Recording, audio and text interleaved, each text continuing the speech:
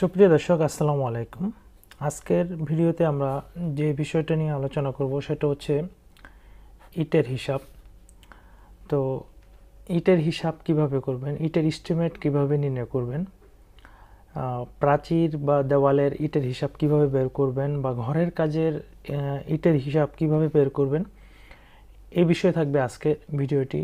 আশা করি ভিডিওটি দেখবেন, শুরু থেকে শেষ পর্যন্ত দেখবেন।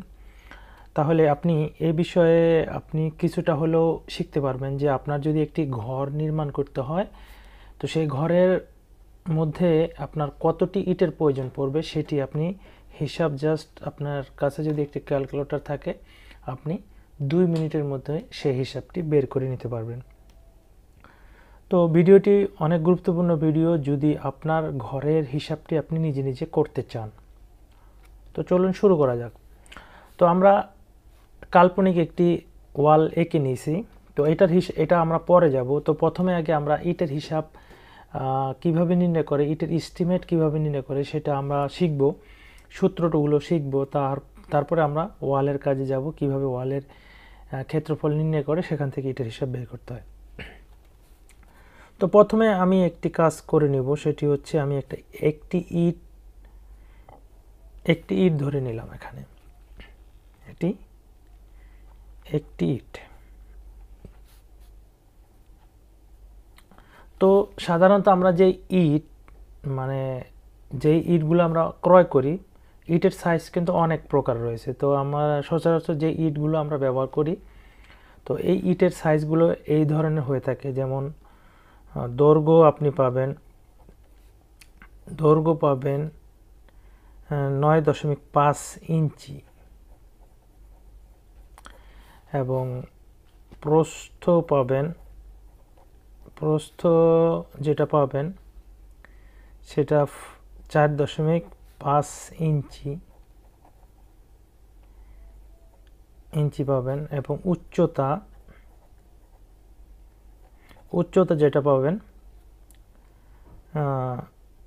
2.75 ইঞ্চি।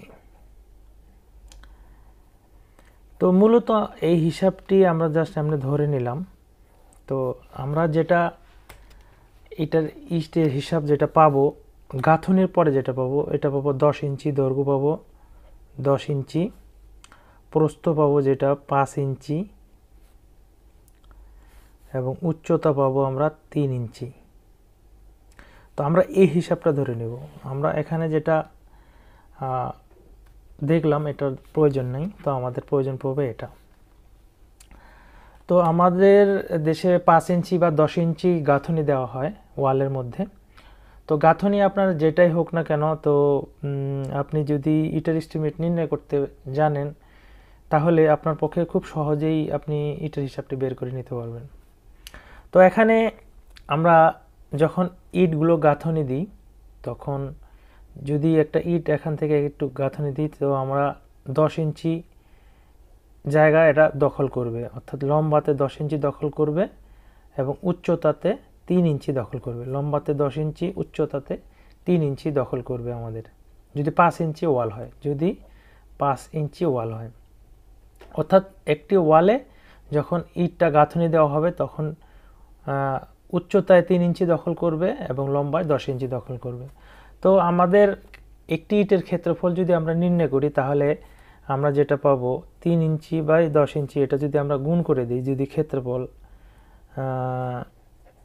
ক্ষেত্রফল নির্ণয় করি, তাহলে 10 গুণন 3 যেটা পাবো আমরা 30 স্কোয়ার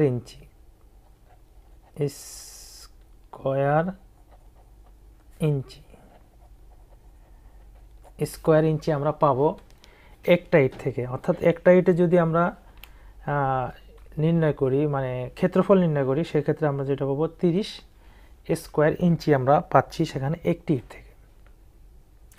তো এখন আমরা যেটা হিসাব করব সেটা হচ্ছে ওয়ালের কাজে আপনার ইটের হিসাবটা কিভাবে করবেন। যদি এই ওয়ালটি যদি আমরা 20 ফিট ধরি লম্বায়, এবং উচ্চতায় যদি আমরা ধরি 10 ফিট ধরলাম, 10 ফিট, তো এখানে আমাদের কতটি ইট লাগবে। এই 20 ফিট বাই 10 ফিটের যে ওয়ালটি রয়েছে সেখানে আমাদের কতটি ইট লাগবে। তো এখানে আপনারা একটু ক্যালকুলেটর ইউজ করবেন। জাস্ট আমি এটাকে কি করবেন, প্রথমে ইঞ্চিতে নিয়ে আসবেন। এখানে ফিটে আছে, যেহেতু আমাদের ইটটি রয়েছে ইঞ্চিতে, ওয়ালটি রয়েছে ফিটে, তো সবচেয়ে সহজ যেটা হবে হিসাবটি সেটা হচ্ছে আপনার ফিটটাকে ইঞ্চিতে নিয়ে চলে আসবেন। অর্থাৎ আমরা দৈর্ঘ্যটাকে আমরা যেটা ইঞ্চিতে কনভার্ট করব, অর্থাৎ দৈর্ঘ্য 20 গুণন 12, অর্থাৎ 20 ফুটকে আমরা 12তে কনভার্ট করে দিব, অর্থাৎ 20 গুণন 12 আমাদের যেটা পাবো 240 ইঞ্চি। 240 ইঞ্চি আমরা লম্বাতে পাবো, এবং এটা হচ্ছে দৈর্ঘ্য, এবং প্রস্থ আমরা কত 10 ফিট। তো আমরা যেটা করব 10কে 12 দিয়ে গুণ দিব, তো আমাদের হচ্ছে 120 ইঞ্চি। তো এখানে আমরা ফিটটাকে ইঞ্চিতে কনভার্ট করে নিলাম, অর্থাৎ 20 ফিটকে আমরা যদি কনভার্ট করি 240 ইঞ্চি হবে, এবং 10 ফিটকে যদি আমরা ইঞ্চিতে কনভার্ট করি তাহলে আমরা 120 ইঞ্চি পাবো এখানে। তো এখন যেটা করব, ওয়ালের ক্ষেত্রফলটা আমরা বের করে নিব, অর্থাৎ 10 ফিট বাই 20 ফিটের ওয়ালটিতে আমাদের ক্ষেত্রফল কতটুকু, অর্থাৎ ওয়ালের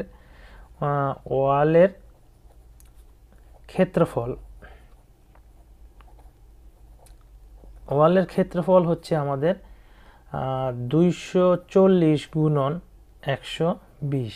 আমরা যদি এটাকে গুণ করে দিই তাহলে আমাদের যেটা হবে 28800 স্কোয়ার ইঞ্চি।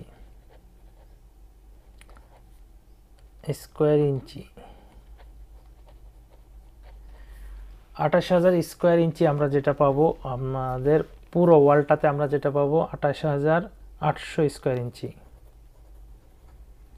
এটা হচ্ছে আমাদের পুরো ওয়ালটাতে, অর্থাৎ 20 ফিট বাই 10 ফিটের ওয়ালটাতে 28800 স্কোয়ার ইঞ্চি আমরা পাবো। তো আমাদের মেইন কাজে কিন্তু হচ্ছে এটার ক্ষেত্রফলটা নির্ণয় করা, যেই ওয়ালটির কতটুকু আপনার ক্ষেত্রফল হলো, স্কোয়ার ইঞ্চি হলো, সেটা আমাদেরকে নির্ণয় করা, আর একটি ইটের ক্ষেত্রফল নির্ণয় করা। এই দুটি জিনিস আমরা যদি নির্ণয় করতে পারি তাহলে আপনার পক্ষে সম্ভব মাত্র 1 মিনিটের ব্যাপার। আপনি খুব সহজে যত বড় ওয়ালটি হোক না কেন সেটি যদি আপনি মেপে নিতে পারেন তাহলে সেখানে কতটি ইট লাগবে সেটি আপনি বের করে নিতে পারবেন। তো এখন কাজ হচ্ছে এই 28800কে আপনারা ভাগ দিয়ে দিবেন একটি ইটের ক্ষেত্রফল দিয়ে, অর্থাৎ একটি ইট সমান হচ্ছে 30 স্কোয়ার ইঞ্চি, অর্থাৎ 30 দিয়ে যদি আপনারা এটাকে ভাগ দিয়ে দেন তাহলে আপনার কিন্তু রেজাল্টটি বের হয়ে পড়বে। তো আমরা ভাগ দিব 30 দিয়ে, তাহলে 960 আসতেছে, অর্থাৎ 960টি ইট। অর্থাৎ এই ওয়ালটিতে আমাদের গাঁথনি দিতে আমাদের 960টি ইটের প্রয়োজন পড়বে। তো ইটের সাইজ কিন্তু আরও অনেক প্রকারের ইটের সাইজ রয়েছে। তো স্ট্যান্ডার্ড সাইজ কিন্তু আপনার এটি গাঁথনির পর পাবো 10 ইঞ্চি লম্বায়, এবং 5 ইঞ্চি পাবো আমাদের প্রস্থে, এবং উচ্চতা 3 ইঞ্চি পাবো আমরা। আর এখানে আরেকটি কথা, এটি হচ্ছে আপনার 5 ইঞ্চি ওয়ালের জন্য, 5 ইঞ্চি ওয়াল। আর এই ক্ষেত্রে যদি আপনি 10 ইঞ্চি ওয়াল দেন তাহলে জাস্ট এটিকে 2 দিয়ে গুণ দিয়ে দিবেন, অর্থাৎ 960 গুণন 2, তাহলে কত আসে আমরা দেখি, তাহলে 1920টি ইট। তো এই হিসাব এইভাবে আপনি চাইলে খুব সহজে ইটের এস্টিমেট নির্ণয় করতে পারবেন নিজে। তো আমি আপনাদেরকে এই টিউটোরিয়ালটি দিলাম এই জন্যই যে আপনারা নিজে কিভাবে ইটের হিসাব বের করবেন। আশা করি আজকের ভিডিও থেকে আপনারা কিছুটা হলেও ইটের এস্টিমেট কিভাবে নির্ণয় করে এই বিষয়ে জানতে পারবেন। আর আমার এই চ্যানেলে আমি আপনাদেরকে কন্টিনিউ ভিডিও দিব এই সিভিল ইঞ্জিনিয়ারিং, এবং আমি মাঝে মধ্যে আপনার ভূমি সংক্রান্ত কোনো বিষয়গুলো নিয়েও আমি ভিডিও তৈরি করি।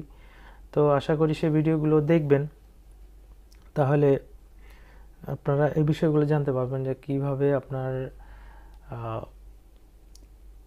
এই বিষয়গুলো হিসাব নিকাশ করে। তো আশা করি ভিডিওটি ভালো লাগলে একটি লাইক দিবেন, চ্যানেলটি সাবস্ক্রাইব করবেন, সাথেই থাকবেন। তো আজকের মতো এখানে শেষ করব। আল্লাহ হাফেজ।